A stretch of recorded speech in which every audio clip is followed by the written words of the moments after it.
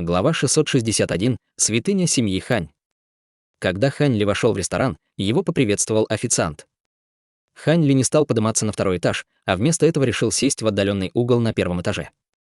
Он заказал несколько блюд и стал молча наблюдать за всем, что происходило в ресторане. На первом этаже было множество людей. Там были и простые рабочие, и торговцы. Однако среди всех выделялся стол, за которым сидело несколько крупных мужчин. У каждого на спине висела сумка длиной около метра. Хань Ли даже не нужно было использовать свое духовное чутье, чтобы догадаться, что там была сумка. Судя по их одежде, они, казалось, принадлежали к какой-то организации. Хань Ли она показалась знакомой, и он тут же вспомнил о секте Семи Тайн. Он окутал мужчин своим духовным чутьем и стал подслушивать их разговор. Как и ожидалось, они были наемниками из одной организации. Хань Ли вскоре потерял интерес к ним и перевел взгляд на других людей. В этот момент в ресторан вошли двое молодых ученых. Они медленно шли и разговаривали с улыбками на лицах.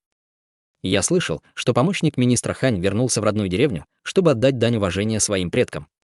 Мало того, что великие герои провинции приезжают для официального визита, но кланы Фан или также отправили своих людей.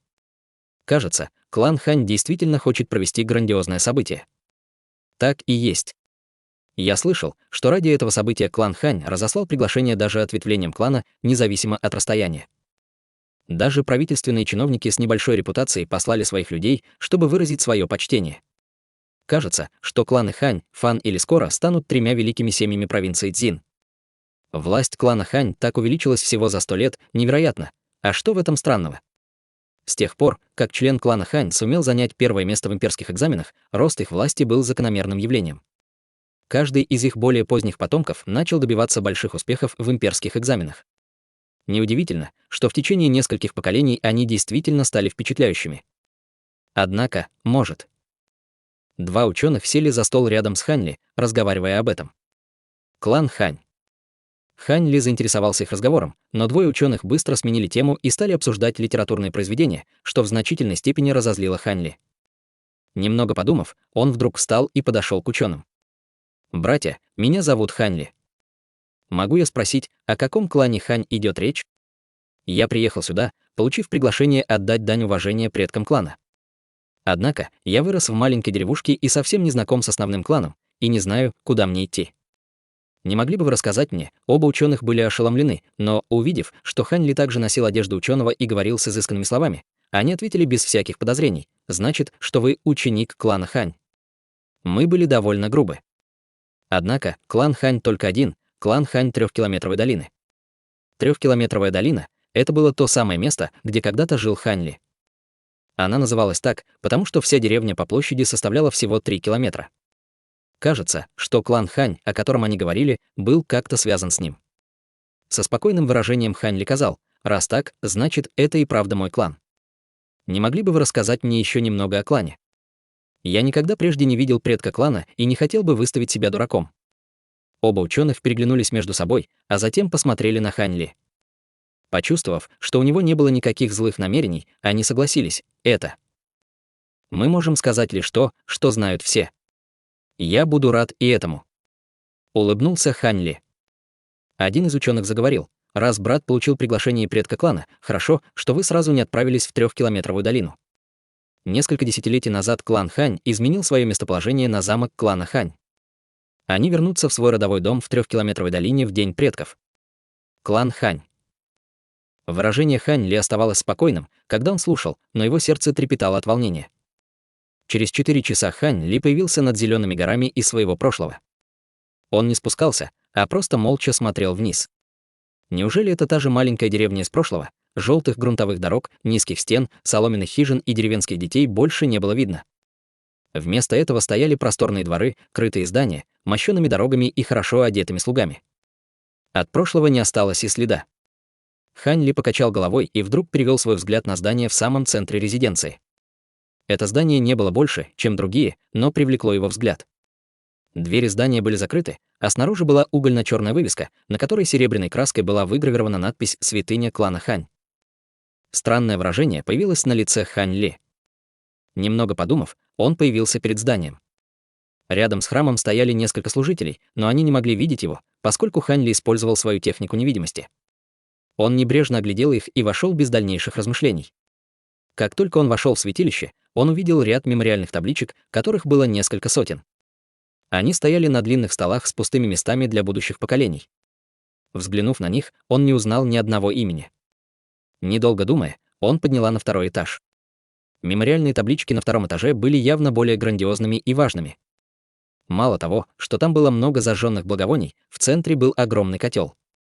Он был наполнен ароматизированным маслом, а его фитиль ярко горел. Все это выглядело довольно торжественно. На этот раз Хань Ли безучастно встал на месте, читая несколько мемориальных табличек в центре. Хань Чжу, Хань Тай, Хань Тяньшень. Знакомые имена были высечены на мраморных мемориальных табличках. Сердце Хань Ли похолодело, и ему стало трудно дышать. Как говорится, у великого даоса нет эмоций. Но это ложь.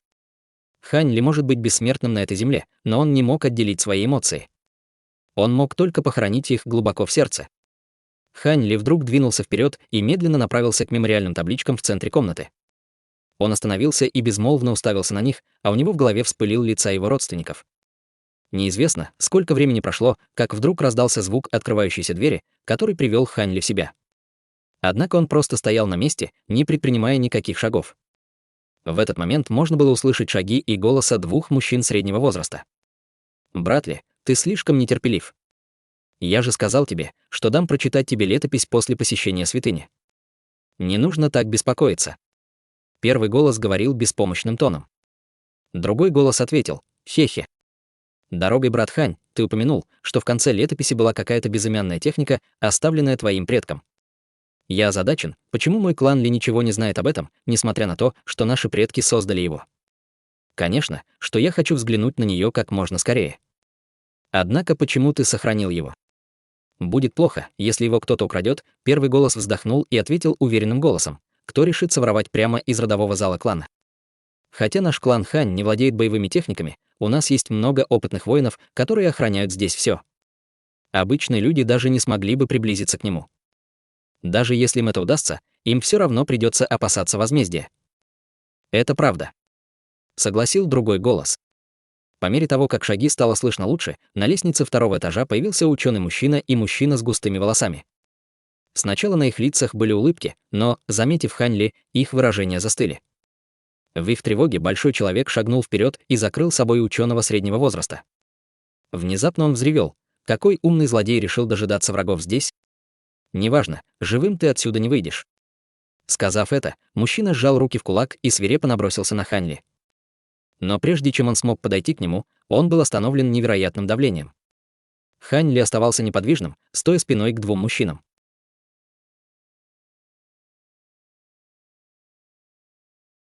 Глава 662. Четвертый великий дядя. С приглушенным ударом кулак крупного человека ударил Хань Ли.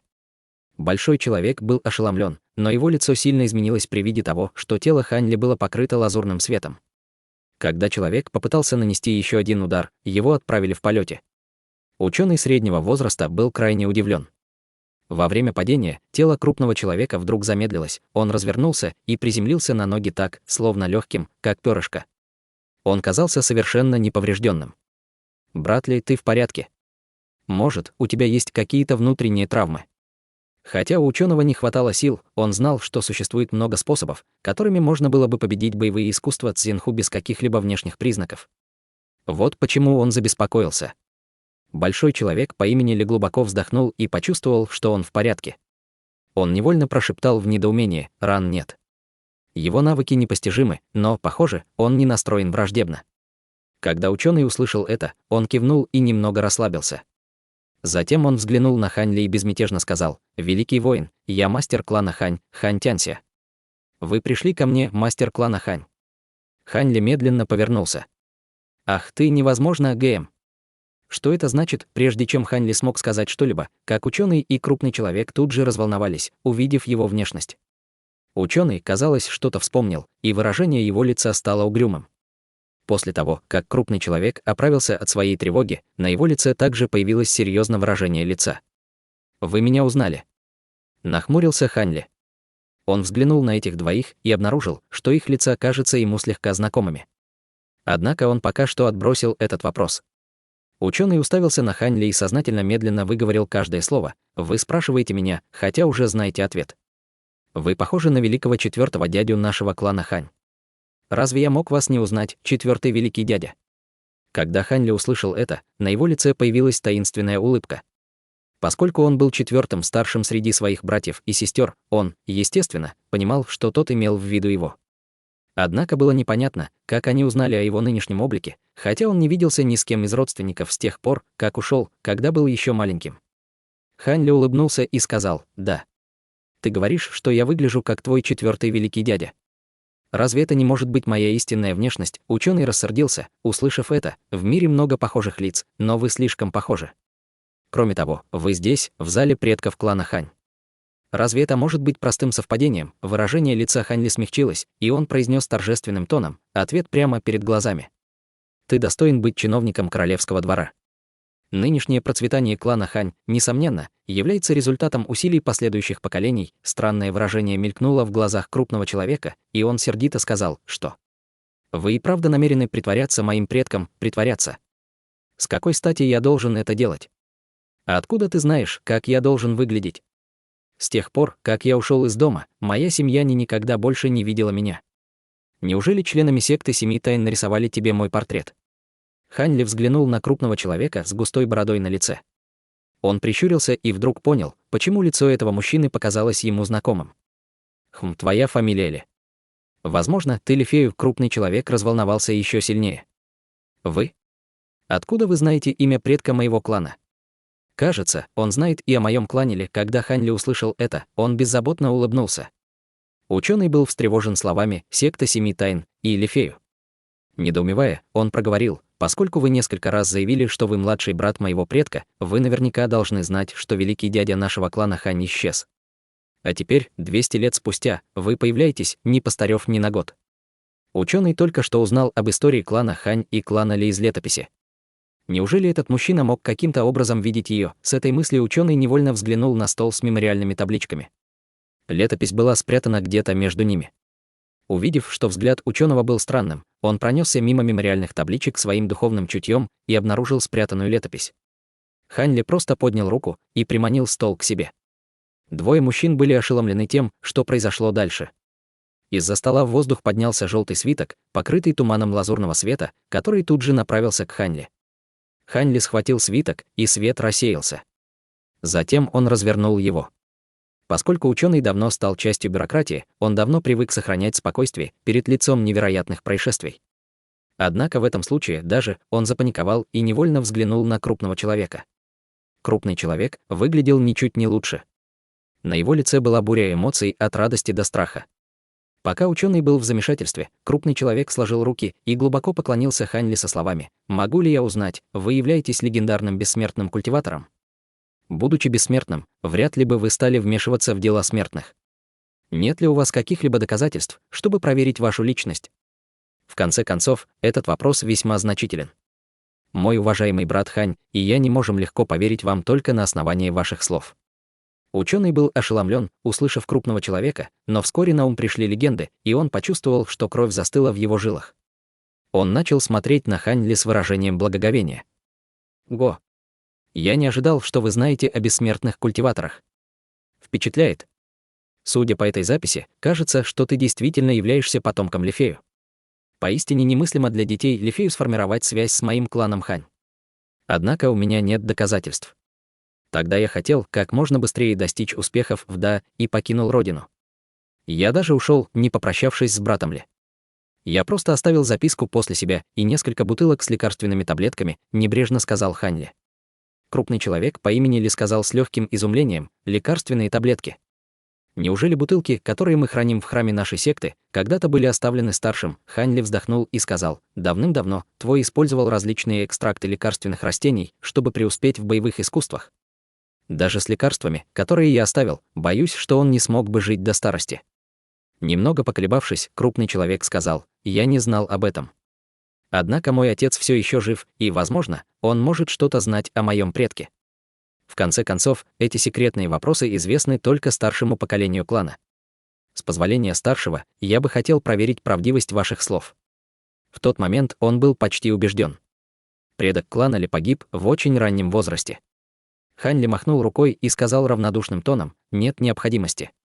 Я вернулся не за тем, чтобы создать вам неприятности. Я лишь хочу освободить свой разум от забот смертных.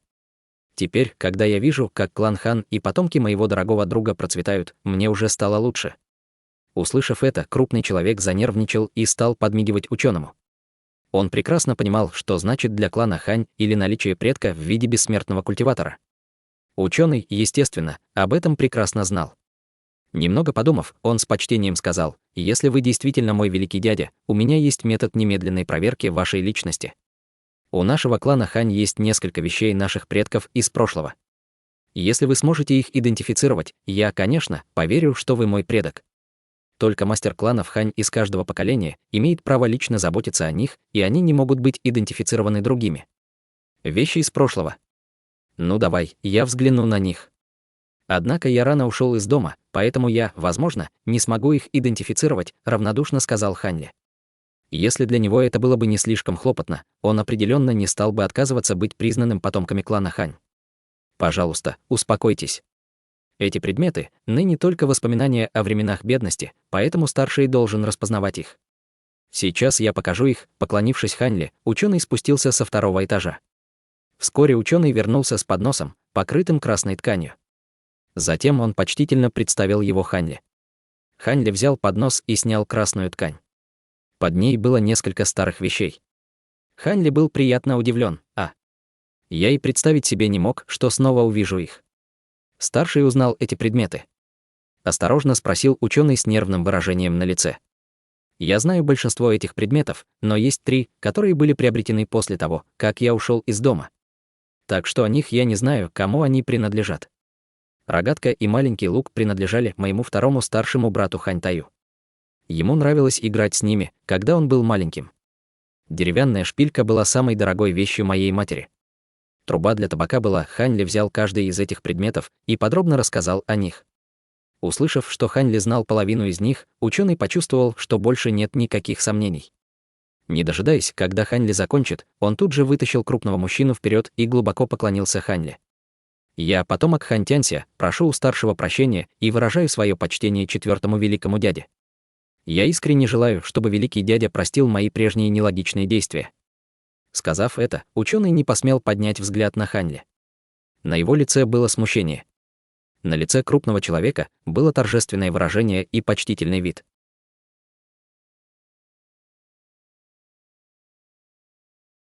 Глава 663. Духовный меч из золотых прожорливых жуков. Когда двое признали Хань Ли, он почувствовал нечто неописуемое. Немного помолчав, он сказал: «В год, когда я покинул деревню, чтобы продолжить свой я не ожидал, что клан Хань станет таким влиятельным. Кажется, что это правда, никогда не знаешь, как повернется жизнь. Встаньте, вы двое. За многие годы, пока меня не было здесь, я совершенно не знаком с кланом Хань. Не нужно быть такими вежливыми». Учёный средних лет встал и сказал с большим почтением: «Дядя, вы говорите неверные вещи. Хотя мы неизвестные вам потомки, пока мы живы, мы должны исполнять наши сыновние обязанности». Хань Ли помахал рукой и спокойно сказал: «Сыновние обязанности, в этом нет нужды. Я только зашел взглянуть, как тут обстоят дела, я не собираюсь задерживаться здесь надолго. Как бессмертному культиватору, мне лучше не иметь связей со смертным миром». Учёный с тревогой сказал: «Великий дядя, вы так спешите уйти. Неужели вы не останетесь ненадолго, чтобы взглянуть на других младших клана?» Хань Ли вздохнул и с сожалением сказал: «Пока я пролетал над замком клана, я охватил всех их своим духовным чутьем. К сожалению, ни у кого из членов клана нет духовных корней. Наши судьбы разнятся, в противном случае я бы взял себе в ученики несколько потомков клана». На лице учёного появилось разочарование, и он сказал с горькой улыбкой на лице: «Кажется, несмотря на процветание нашего клана, никто не сможет следовать по пути бессмертного вместе с великим дядей». Хань Ли покачал головой и сказал: «Только те, кто обладает духовными корнями, могут стать бессмертными культиваторами. Такой человек появляется раз на 10 000 человек. Для нескольких сотен членов клана Хань этого следовало ожидать. Кроме того, я считаю, что было бы лучше, если бы кланы Ли и Хань остались вне мира культивации. В настоящее время мир культивации находится в хаосе, там истребляют целые кланы. Было бы ужасно, если бы клана Хань постигла та же участь. Ученый изначально был удивлен и искренне ответил, совершенно согласен со словами четвертого великого дяди. Взгляд Хань Ли обратился к большому человеку с густыми волосами. Какое поколение потомков Лифею? «Как тебя зовут?» Большой человек поспешно склонил голову и ответил, «Младший, Лифен. Я из 11-го поколения потомков Лифею. Я отдаю свое почтение великому дяде Ханю. Учитывая мои тесные отношения с Лифею, ты можешь называть меня великим дядей. Кажется, что за прошедшее время клан Ли во многом помог моему клану Хань. Будучи младшим братом предка клана Хань, я, естественно, не буду относиться к тебе несправедливо. Держи, эти лекарственные таблетки очень полезны для боевых мастеров. Смогут сохранить молодость клану Ли и увеличат внутренние силы». Сказав это, Хань Ли хлопнул по своей сумке для хранения, и оттуда выскочило 8 разноцветных бутылок, которые он передал большому человеку. Большой человек был вне себя от радости и поспешно принял маленькие бутылки, неоднократно поблагодарив его. Боевые мастера Цзинху культивировали внутреннюю силу, и это было не так привлекательно, как культивирование духовной силы, поскольку они тратили большую часть своей молодости на это. С помощью этих лекарственных таблеток в клане Ли можно было вырастить большее количество экспертов. Ученый средних лет был рад за своего хорошего друга, но он тут же бессознательно взглянул на Хань Ли с намеком на ожидание. Хань Ли слегка улыбнулся при этом и тут же снова похлопал по своей сумке для хранения. Спустя мгновение оттуда вылетело более 1000 черных золотых прожорливых жуков, образуя трехцветное облако диаметром 3. Это выглядело так, будто перед ними появились солнечные лучи. Ученый и большой человек были ошеломлены увиденным. Не говоря ни слова, Хань Ли указал на надгробие перед ним и сосредоточил на нем трехцветный меч. Затем Хань Ли вытянул руку, и меч тут же упал к нему в руку. Ученый и большой человек потерял дар речи. Хань Ли погладил меч, затем он, вздохнув, выплюнул лазурный туман на меч. В мгновение лазурный свет окутал лезвие меча, а затем конденсировался в зеленые ножны. Затем Хань Ли взял меч в руки и достал кусочек прекрасного, отполированного нефрита. Хань Ли серьезным тоном: «Этот меч я создал из золотых прожорливых жуков. Он сам способен убивать врагов. Я оставлю его здесь, внутри святыни клана на случай, если на клан нападут враги. Клан Хань сможет спрятаться внутри святыни и воспользоваться этим, чтобы избежать бедствия. Однако вам лучше помнить, что я не контролирую этот меч. Как только этот меч будет активирован, любой, кто будет за пределами святыни, в радиусе 5 километров, будет убит. Таким образом, вы должны относиться к нему с особой осторожностью. Это нефритовый кулон содержит каплю моей сущности крови. Без него меч невозможно активировать. Оставь кулон старейшинам клана». При виде этого у ученого не осталось никаких сомнений в отношении Хань Ли. Он поспешно ответил, будучи приятно удивлен: «Я передам ваши указания». Хань Ли улыбнулся в ответ, но он не стал сразу передавать меч и нефритовый кулон. Вместо этого он продолжал говорить торжественным тоном: «Есть еще кое-что, что ты должен запомнить. Поскольку ножны, запечатывающие меч, сделаны из духовной ци, этот меч можно использовать только 3 раза. С каждым разом ножны будут истончаться, а на 3-й раз исчезнут. После этого меч снова превратится в золотых прожорливых жуков. Я уверен, что этого будет достаточно, чтобы клан Хань смог спастись от бедствия, и считаю, это достойный подарок. Кроме того, меч не может покинуть святыню клана. Это меры безопасности против злоумышленников. За пределами святыни меч просто исчезнет. Таким образом, я надеюсь, что клан Хань будет правильно использовать этот меч, что будет способствовать его процветанию на долгие годы. Даже если клан Хань вернется к статусу простолюдинов, это не обязательно значит плохо». Сказав это, Хань Ли передал ученому меч и нефритовый кулон. Ученый неоднократно выразил свою благодарность и принял предметы, совершив низкий поклон старшему. Он осторожно положил их в центр мемориального стола, а затем вернулся на место в ожидании дальнейших указаний от Хань Ли. Хань Ли был удовлетворен почтительным отношением ученого. Немного подумав, он достал 2 светло-желтые бутылки с лекарственными таблетками и вручил одну из них ученому, а другую крупному человеку. В ответ на их удивление он улыбнулся и сказал: «Эти 2 предмета я оставляю лично вам. Поскольку вам двоим посчастливилось лично признать меня своим великим дядей, можно считать, что это судьба. Вот почему я даю вам эти таблетки, он смогут продлить ваши жизни и укрепить ваше тело. С их помощью вы сможете прожить, как минимум, до 100 лет. Большое спасибо 4-му великому дяде, большое спасибо, великий дядя Хань». Когда ученый и большой человек услышали это, они с благодарностью приняли маленькие бутылки. Казалось, это превзошло все их ожидания. Хань Ли кивнул головой и снова осмотрелся. Затем он полюбопытствовал: «Вы сказали, что узнали меня благодаря портрету. Если он находится в родовой святыне, могли бы вы показать мне его и сказать, кто его нарисовал?» Ученый тут же ответил: «Да, портрет здесь». «Пожалуйста, подождите». Он подошел к стене и толкнул ее. Со скрипом и гулом часть стены перевернулась, открывая обзору 6 подвесных шелковых портретов. Хань Ли шагнул вперед и осмотрел портреты. Он увидел лицо улыбающегося 17-летнего юноши. Это был он сам. Ученый средних лет встал за Хань Ли и объяснил мягким голосом: «Стоит сказать, что этот портрет был передан нашему клану Хань покойным предшественникам клана Ли. Однако никто не знает, кто нарисовал его». Хань Ли, казалось, не слышал его и продолжил рассматривать портреты, переведя взгляд на портрет его отца, одетого в роскошную одежду. Хотя он казался намного старше, чем когда Хань Ли покинул деревню, он выглядел совершенно счастливым. След печали появился на лице Хань Ли. Затем он пронесся взглядом по каждому из портретов. На других портретах были седовласый старик, поэтому Хань Ли потребовалось немало усилий, чтобы узнать людей на них. На них были изображены его братья. Он почувствовал, что в его сердце вспыхнуло волнение, когда он узнал их.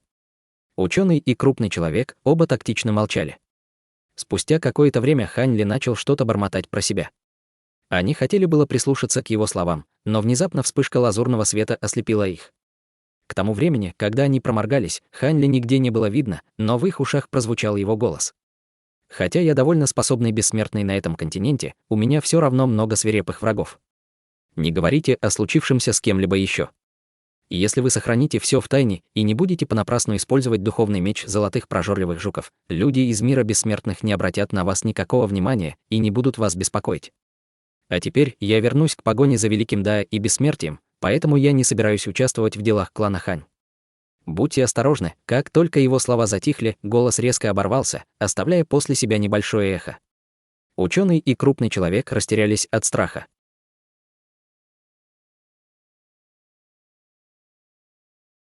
Глава 664. Раскрытые следы. К тому времени, когда было произнесено последнее слово, Хань Ли был уже в 10 километрах от 3-километровой долины, пролетая по небу полоской лазурного света. Хотя у него были кое-какие отношения с членами клана Хань, своей семьей он считал только своих родителей и братьев, и сестер. Хотя ученый и крупный человек отнеслись к нему с большим уважением, Хань Ли не чувствовал к ним никакой родственности. В конце концов, то, что за этот промежуток времени в деревне Зеленого Быка произошло столько изменений и народилось множество поколений, Хань Ли почувствовал себя там посторонним.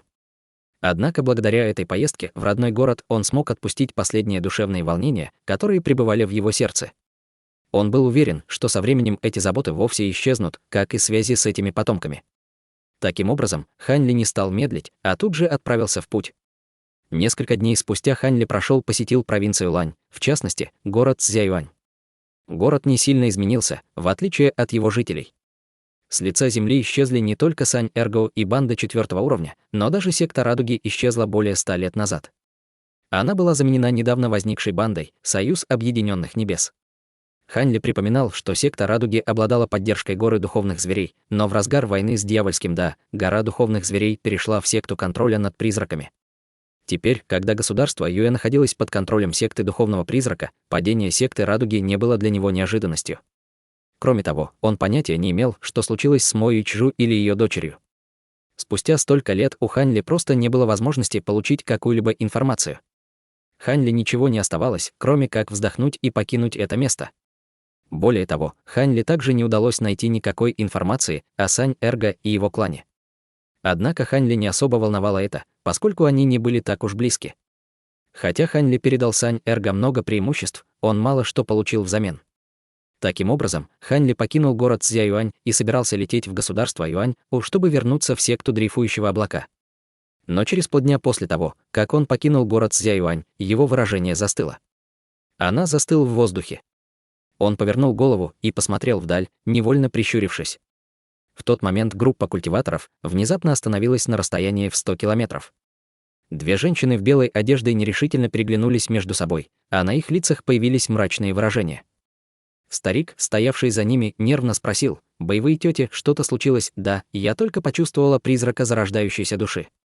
«Но я точно не знаю, где он», — ответила женщина в белом по имени Лю. Выражение ее лица слегка изменилось. Большой человек проговорил странным выражением: «Это невозможно». Даже культиватор зарождающейся души не смог бы что-либо почувствовать на этом расстоянии. Неужели секретная техника боевой тети потревожила призрака зарождающейся души и предупредила его? Женщина по имени Лю покачала головой и твердо сказала: этого не может быть. Наша техника была передана нам вашим боевым предкам. Она работает только как одностороннее обнаружение призрака зарождающейся души. Если только другая сторона не достигла поздней стадии зарождающейся души, ничего невозможно заметить. В конце концов, это маловероятно, чтобы культиватор зарождающейся души смог нас заметить в радиусе 50 километров, даже если он обладает исключительно сильным духовным чутьем. Неужели мы гоняемся за эксцентриком поздней стадии зарождающейся души? Женщина в зеленом среди 4 культиваторов стадии заложения фундамента, казалось, о чем-то вспомнила и с беспокойством проговорила: но боевая тетя Лю, почему это? Внезапно Хань Юньчжи, молчавшая все это время, с тревогой произнесла: нехорошо. Местоположение призрака зарождающейся души приближается к нам. Что? Он движется в нашем направлении. Неужели этот культиватор и правда заметил нас? Женщина по имени Лю вдруг побледнела и сделала руками жест заклинания. Через мгновение женщина нахмурилась и сказала с уверенностью в голосе: культиватор, захвативший призрака зарождающейся души, действительно движется к нам с необычайной скоростью. Он, несомненно, является культиватором зарождающейся души. Немного помолчав, Хань Юньчжи медленно проговорила: быстрее, все убегайте. Нам нельзя задерживаться здесь ни на секунду. Это равносильно самоубийству. Здесь, неподалеку, в соседней провинции Лань, находится ответвление секты духовного призрака. Хотя мы не особо ладим, но мы все же союзники. Воспользуемся их ограничительными заклинаниями, чтобы спрятаться от этого неизвестного культиватора зарождающейся души. Кроме того, он не посмеет напрямую атаковать секту духовного призрака, это даст нам возможность скрыться. Боевая тетя Хань верно говорит. Давайте быстрее, пока не стало слишком поздно, проговорил крупный культиватор, услышав о приближении культиватора зарождающейся души. Он почувствовал, что у него от тревоги в горле пересохло. Женщина по имени Лю вскинула брови и холодным взглядом окинула крупного человека: сейчас не время паниковать. Мы используем искусство объединения духа, чтобы объединить нашу магическую силу в единое целое. Таким образом, мы увеличим нашу скорость почти в 2 раза. Поторопитесь. Услышав это, сердце крупного человека ушло в пятки, и он больше не осмелился сказать что-либо. Под руководством Хань Юньчжи и тети Лю все 6 тут же активировали искусство объединения духа и бросились прочь на своих магических инструментах и магических сокровищах, превратившись в одну полоску желтого света. Благодаря их объединенной духовной ци, их скорость была невероятно быстрой. Хань Ли сразу же заметил это, и его выражение стало угрюмым. Хань Ли не понимал, насколько мощным было его духовное чутье. Он просто знал, что, используя 4-й слой техники великого развития, он мог сканировать своим духовным чутьем площадь радиусом 50 километров. Ранее он вообще не смог бы этого сделать, а теперь он мог смутно заметить противников на расстоянии в пределах 150 километров. Несколько минут назад Хань Ли внезапно почувствовал, как в его теле мелькнула странная, скрытая духовная сила, что очень встревожило его. Обычные культиваторы зарождающейся души не смогли бы почувствовать это с их духовным чутьем. Хотя он точно не знал, что это такое, Хань Ли знал, что в его дверь постучали неприятности. Он догадался, что дело в том, что он небрежно убил несколько культиваторов секты духовного призрака. В результате этого Хань Ли распространил свое духовное чутье и обнаружил, что в 100 километрах позади него была группа из нескольких культиваторов, которые тайно преследовали его. Хотя они были довольно далеко, чтобы разглядеть их, Хань Ли решил, что стоит убить их, и без колебаний двинулся в их направление. Поскольку культиваторы могли отслеживать его, он не мог позволить им продолжить преследовать его. Их убийство предотвратит будущие проблемы. И поскольку среди них было только 2 культиватора формирования ядра, для него это было плевым делом. В следующее мгновение ослепительная 30-метровая полоска лазурного света погналась за плотным лучом желтого света, оставляя после себя плотные колебания духовной ци. В мгновение Хань Ли преодолел расстояние в 50 километров. Когда женщина по имени Лю обнаружила, что Хань Ли продолжил их преследовать, ее лицо побледнело от ужаса. Даже на этой скорости все 6 не прошли даже половину пути до секты духовного призрака, а их уже снова преследовал культиватор зарождающейся души. С большим беспокойством женщина взглянула на Хань Юньчжи и хотела было обсудить дальнейший план побега, когда Хань Юньчжи внезапно улыбнулась и прошептала: «Быстро, посмотри вперед. Там группа культиваторов секты духовного призрака, и они, кажется, направляются к нам». Культиваторы секты духовного призрака. Мягкий голос Хань Юньчжи воодушевил не только женщину по имени Лю, но и других 4 культиваторов заложения фундамента. Хотя они и не смели даже представить себе, что у них будет достаточно сил для борьбы с культиватором зарождающейся души, но другие смогли бы сэкономить им немного времени.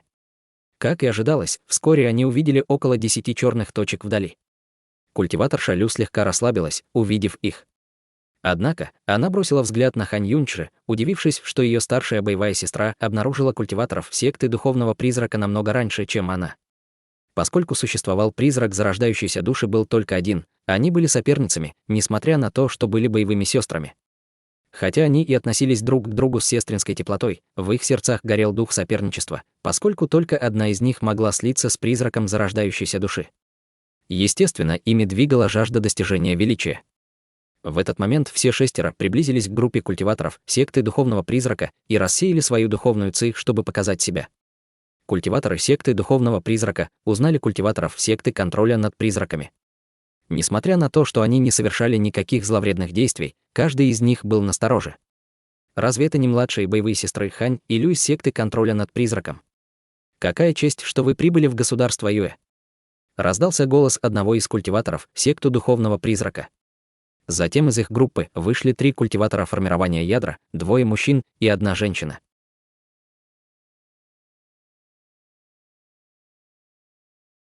Глава 665. Тревожный побег.